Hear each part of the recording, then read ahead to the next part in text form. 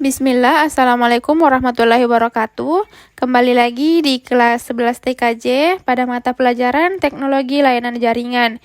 Ini merupakan pertemuan kedua untuk pembahasan bab 2. Untuk kalian yang belum melihat video part 1-nya, silahkan untuk menontonnya terlebih dahulu agar tidak terputus atau terpotong atau loncat-loncat materinya. Baiklah, langsung saja kita masuk ke pembahasannya. Ini merupakan poin ketiga pada materi komunikasi data dalam jaringan, yaitu perangkat jaringan komputer. Sebuah jaringan komputer bisa beroperasi dengan didukung oleh software dan hardware. Perangkat keras jaringan komputer identik dengan perangkat yang digunakan untuk menghubungkan dua atau lebih komputer dalam jaringan komputer, agar setiap komputer yang terhubung dapat saling berbagi data, file, dan sumber daya lainnya. Beberapa perangkat jaringan komputer akan saya jabarkan berikut ini. Yang pertama yaitu modem atau modulator demodulator. Setiap perangkat komunikasi jarak jauh dua arah umumnya menggunakan bagian yang disebut modem, seperti VSAT, microwave radio, dan lain sebagainya. Tetapi istilah modem lebih dikenal sebagai perangkat keras yang sering digunakan untuk komunikasi pada komputer. Modem diterjemahkan sebagai perangkat yang menghubungkan user ke internet.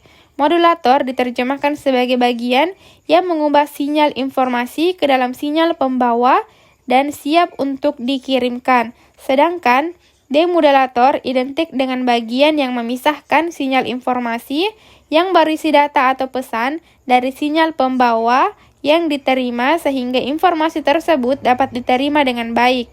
Perangkat ini berfungsi untuk mengubah sinyal analog menjadi sinyal digital. Prinsip kerjanya adalah modem akan mengganti sinyal digital dari komputer menjadi sinyal analog. Ketika melewati medium seperti saluran telepon, modem akan mengubah kembali sinyal tersebut menjadi sinyal digital saat menuju ke komputer tujuan. Selanjutnya yaitu kabel jaringan. Media kabel lebih baik dari media nirkabel karena mampu membawa data dalam jumlah yang besar tanpa terganggu oleh cuaca sehingga menghasilkan komunikasi data yang cepat. Kabel jaringan diterjemahkan sebagai peralatan yang berfungsi sebagai media penghubung antara komputer dengan komputer atau komputer dengan perangkat jaringan lainnya. Pemilihan jenis kabel sangat terkait erat dengan topologi jaringan yang digunakan. Misalnya, jenis topologi ring umumnya menggunakan kabel fiber optik atau pada topologi bus banyak menggunakan kabel koaksial. Jenis-jenis kabel yang digunakan dalam jaringan komputer diantaranya twisted pair, UTP dan STP, koaksial dan fiber optik. Tipe kategori kabel UTP atau unshielded twisted pair dikelompokkan menjadi kategori 1 sampai 7 dengan masing-masing dengan karakteristik tertentu. Ketujuh kategori kabel dijabarkan sebagai berikut. Nah, yang pertama yaitu kategori 1 dengan kualitas suara analog sebelumnya dipakai untuk post atau plain old telephone service, telepon dan ISDN. Kemudian kategori 2 dengan transmisi suara digital hingga 4 megabit per detik dipakai untuk token ring network dengan bandwidth 4 Mbps. Kemudian untuk kategori 3 untuk protokol Ethernet dengan kecepatan atau transmisi data digital hingga 10 megabit per detik dipakai untuk network dengan frekuensi up to 16 Hz dan lebih populer untuk pemakaian 10 Mbps. Untuk kategori 4 dengan transmisi data digital hingga 16 megabit per detik, frekuensi hingga 20 Hz dan sering dipakai untuk 16 Mbps token ring network. Untuk kategori 5 dengan transmisi data digital hingga 100 megabit per detik, frekuensi hingga 100 Hz dan biasa dipakai untuk network dengan kecepatan 100 Mbps, tetap kemungkinan tidak cocok untuk megabyte Ethernet network.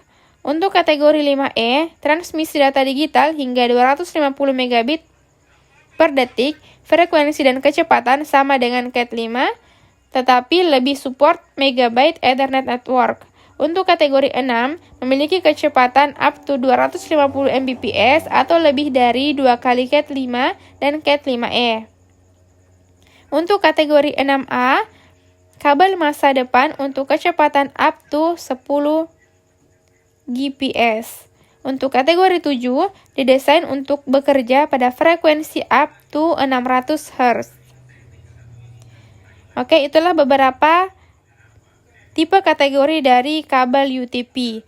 Selanjutnya yaitu konektor. Konektor identik dengan alat yang menghubungkan kabel dengan network adapter. Pada dasarnya, jenis konektor tentunya disesuaikan dengan jenis kabel yang digunakan. Di antaranya yaitu konektor BNCT digunakan untuk kabel koaksial, konektor RJ45 digunakan untuk kabel UTP, dan konektor ST digunakan untuk kabel fiber optik. Selanjutnya hub.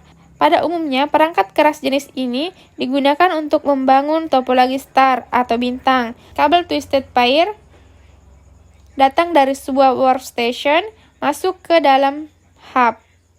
Hub identik dengan sebuah perangkat yang digunakan untuk menyatukan kabel-kabel network dari tiap workstation, server, atau perangkat lain. Selanjutnya switch.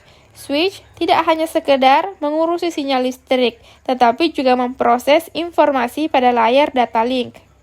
Informasi yang dimaksud adalah alamat, MAC address dari setiap perangkat dan komputer yang tersambung dengan dirinya. Pada dasarnya, fungsi dari switch adalah sama dengan hub, hanya berbeda pada cara kerja.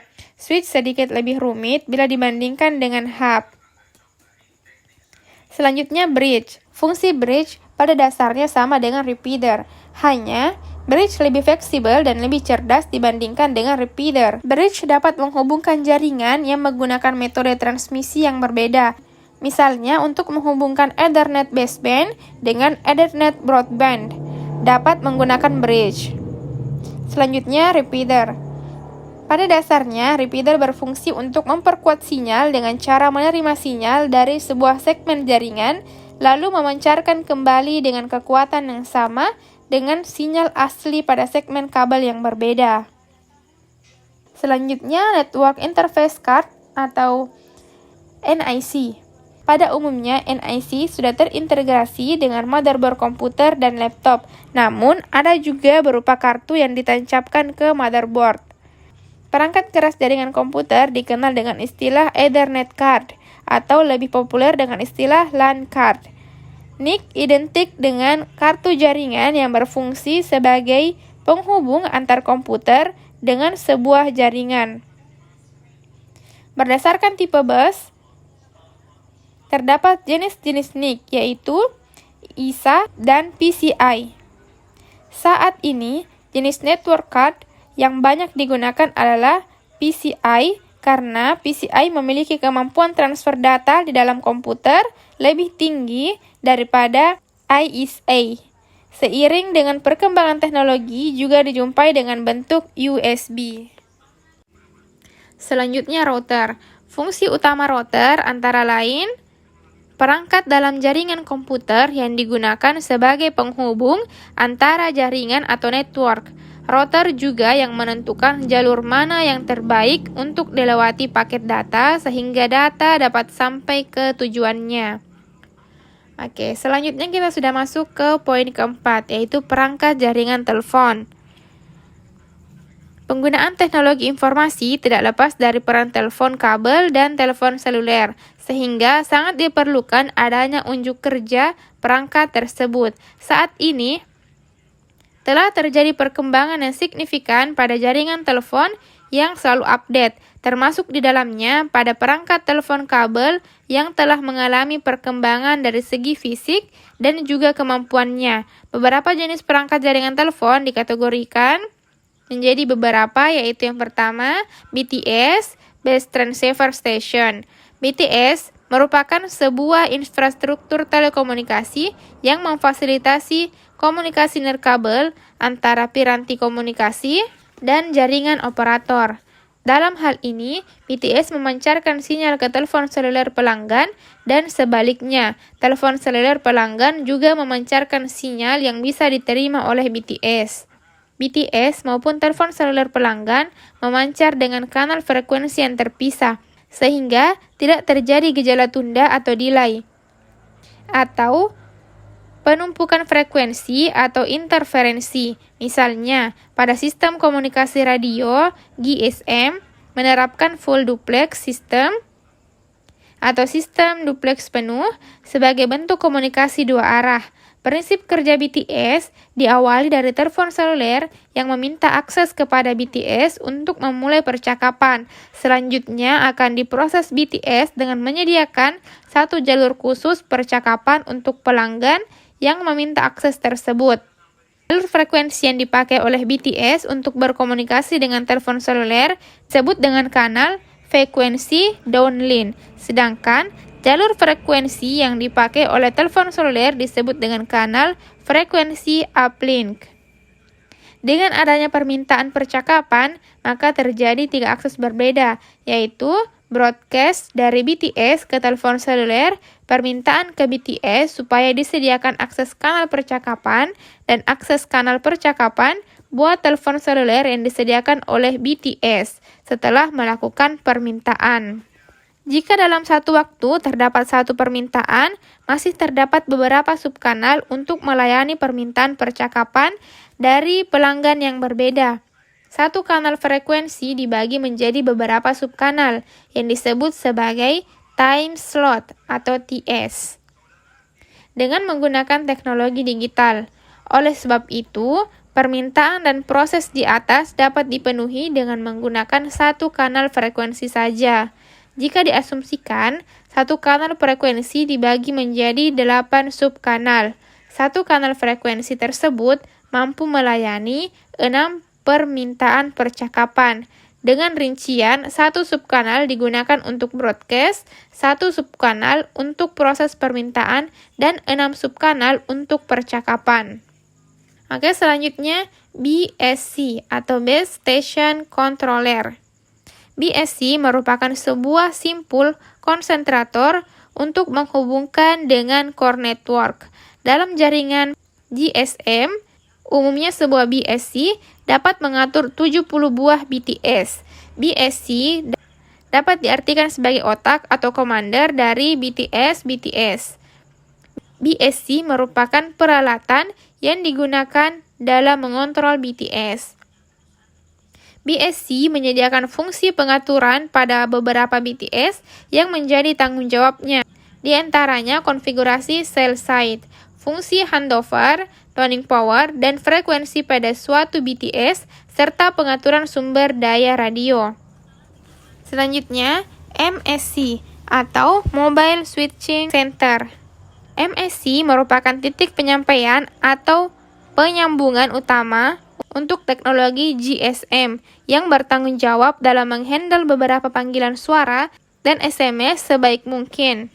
Dengan layanan-layanan lain seperti conference calls, fax, dan circuit switch data, MSC merupakan sebuah jaringan seluler berkomunikasi dengan jaringan luar, misalnya jaringan telepon rumah atau Public Switch Telephone Network atau PSTN, jaringan Data Integrated Service Digital Network atau ISDN, Circuit Switch Public Data Network, dan dengan layanan-layanan yang lain seperti conference calls, fax, dan circuit switch data.